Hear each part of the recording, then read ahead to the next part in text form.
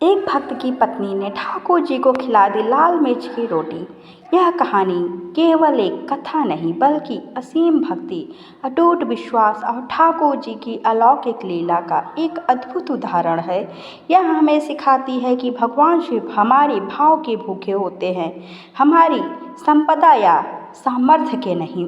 बहुत समय पहले की बात है, भारतवर्ष के एक छोटे से शांत गांव में, जहां सादगी और धर्म ही जीवन का आधार थे, एक निर्धन भक्त रहता था।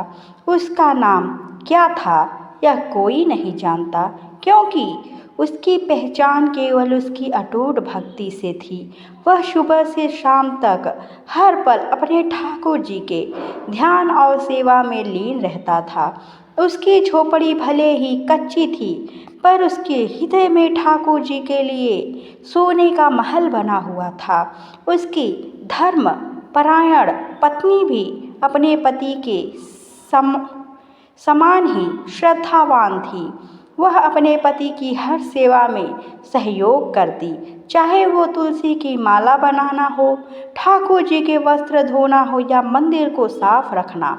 उसके पास धन दौलत के नाम पर कुछ भी नहीं था, न खेत न गाय, बस पेट भरने जितना अनाज और पहनने जितने वस्त्र। लेकिन उनके जीवन में संतोष और आनंद कूट कूट कर भरा था, क्योंकि उनके जीवन का एकमात्र धन उनके ठाकुर जी थे।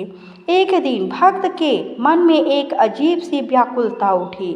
उसने देखा कि गांव के दूसरे लोग अपने ठाकुर जी को भांति भांति के पकवान, मेवे और मिठाइयों का भोग लगाते हैं।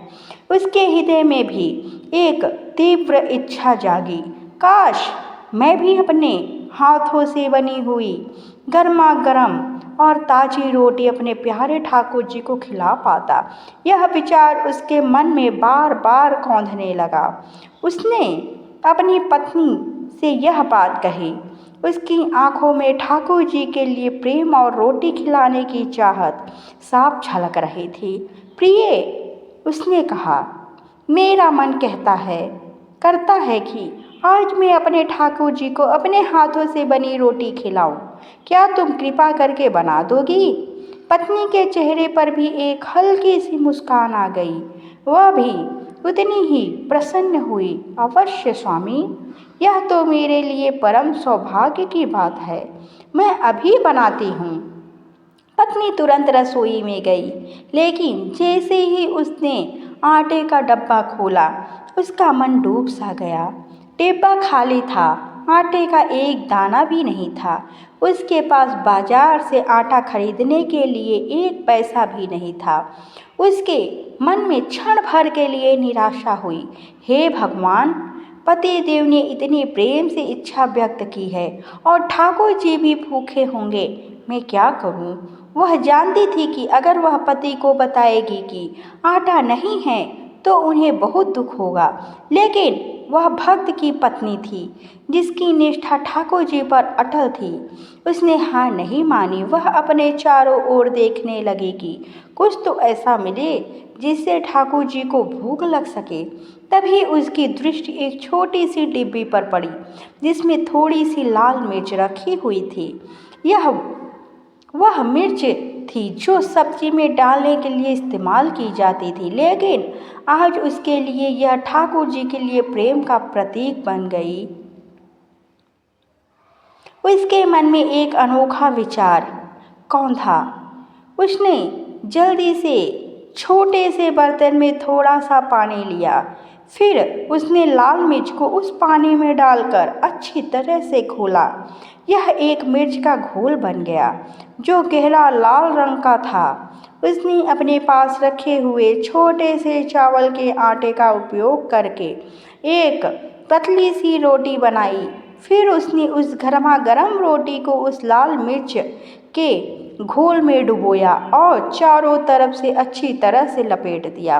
रोटी पूरी तरह से चमकीले लाल रंग की हो गई। दूर से देखने पर वह किसी मीठी रोटी जैसी लग रही थी, पर उसमें मिर्च की तीखी सुगंध भरी हुई थी। पत्नी ने रोटी को तवे पर धीरे से सेका ताकि वह जले नहीं। और उसका लाल रंग बरकरार रहे। जब रोटी तैयार हो गई तो वह उसे एक साफ पत्ते पर रखकर अपने पति के पास ले आई। उसने धीरे से कहा, स्वामी, ठाकुर जी के लिए गर्मा गर्म रोटी तैयार है। मैंने इसे विशेष प्रकार से बनाया है। भक्त ने देखा कि रोटी का रंग लाल है, लेकिन उसने सोचा कि शायद यह किसी विशेष प्रकार का अनाज होगा या पत्नी ने कोई नई विधि अपनाई होगी। उसके मन में कोई संदेश नहीं आया, क्योंकि उसका पूरा ध्यान केवल अपने ठाकुर जी को भोग लगाने में था। उसकी आंखें श्रद्धा और प्रेम से भरी हुई थी।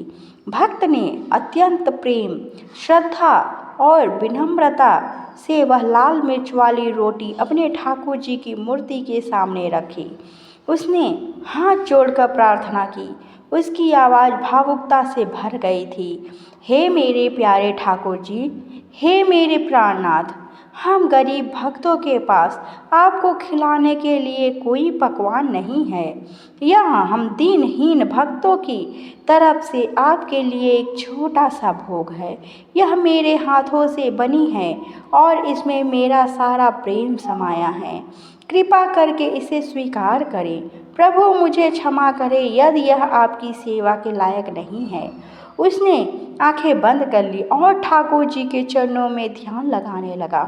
कुछ समय बाद जब भक्त ने अपनी आंखें खोली और ठाकुर जी का पट खोला तो वह आश्चर्यचकित और भाव विभोर रह गया। उसने देखा कि रोटी वैसी की वैसी रखी थी, लेकिन उस पर ठाकुर जी के छोटे छोटे स्पष्ट दांतों के निशान साफ दिखाई दे रहे थे। ऐसा लग रहा था मानो ठाकुर जी ने उस रोटी को खाया हो और उसका एक हिस्सा ग्रहण किया हो। भक्त की आंखों में आनंद के आंसू बहने लगे। वह समझ गया कि उसके प्यारे ठाकुर जी ने उसकी निष्ठा, उसके प्रेम और उसके निस्वार्थ भाव को स्वीकार कर लिया है। यह उसके लिए किसी भी धन दौलत से बढ़कर था। भक्त ने तुरंत अपनी पत्नी को बुलाया और यह अद्भुत दृश्य दिखाया। पत्नी भी यह देखकर स्तब्ध और भाव विभोर हो गई। उसके ओठों पर एक संतोष भरी मुस्कान आ गई और उसने ठाकुर जी के चरणों में दंडवत प्रणाम किया। उस क्षण उन्हें लगा कि उनका जीवन सार्थक हो गया है। अगले दिन सुबह गांव के मुख्य मंदिर के पुजारी जी भक्त के घर आए। वे बहुत चिंतित और परेशान लग रहे थे। उनके चेहरे पर चिंता की लकीरें थीं। उन्होंने भक्त से कहा, भाई, आज सुबह जब मैंने अपने ठाकुर जी का पट खोला तो मैं हैरान रह गया। उनकी मूर्ति के मुख पर अजीब सी मिर्च का तीखापन था और उनकी आंखों से अश्रुधार बह रही थी, जैसे वे बहुत तीखा खाकर रोए हों। मुझे समझ नहीं आ रहा है कि क्या हुआ है। कहीं मुझसे कोई त्रुटि तो नहीं हो गई। भक्त और उसकी पत्नी एक दूसरे को देखकर मुस्कुरा दिए। वे अब समझ गए थे कि ठाकुर जी ने उनकी लाल मिर्च की रोटी को सचमुच खाया है और वह तीखी होने के कारण उनके मुख पर तीखापन आ गया है। भक्त ने पूरी विनम्रता और खुशी के साथ पुजारी जी को सारी बात बताई कि कैसी उसकी पत्नी ने आटे की कमी के कारण प्रेमवश लाल मिर्च की रोटी बनाई थी और ठाकुर जी को भोग लगाया था। पुजारी जी यह सुनकर अचंभित और भाव विभोर रह गए। उन्होंने तुरंत समझ लिया कि यह कोई साधारण घटना नहीं, बल्कि ठाकुर जी की साक्षात लीला है। उन्होंने देखा कि भगवान ने अपनी महानता दिखाते हुए धनवानों के पकवानों को छोड़कर इस गरीब भक्त की मिर्च वाली रोटी को स्वीकार किया है। उन्होंने भक्त और उसकी पत्नी की अटूट भक्ति को प्रणाम किया।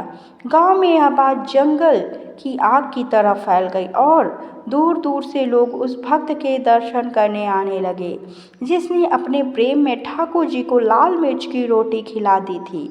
यह कहानी हमें यह गहरा और शाश्वत संदेश देती है, भाव ही प्रधान है।